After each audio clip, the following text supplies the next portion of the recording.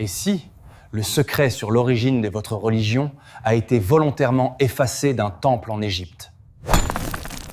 On nous a vendu Akhenaton comme un roi fou. La vraie question est, sa vision était-elle folle ou simplement trop dangereuse pour les religions qui ont suivi?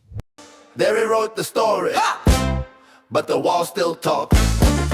There he wrote the story, but the ropes Mais avant tout, qui était Akhenaton? Nous ne parlons pas du célèbre rappeur français, mais le 10e pharaon de la 18e dynastie égyptienne. Il est le fils de la légendaire reine Tiye et du roi Amenhotep III. Vous connaissez sûrement son épouse, la belle Néfertiti, et son fils hypothétique, Toutankhamon.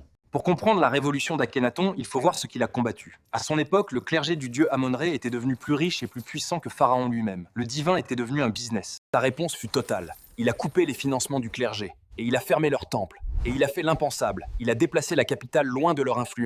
En construisant une ville nouvelle, Akhenaton, l'horizon d'Aton.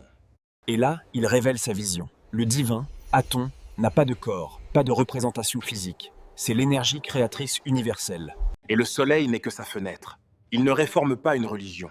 Il en crée une nouvelle, le premier culte monothéiste attesté de l'histoire. Et les principes de ce nouveau culte sont fascinants. Un seul Dieu universel, créateur de toutes choses, qui aime toutes les nations sans distinction. Gardez bien ça en tête. Ça va devenir très important dans quelques secondes.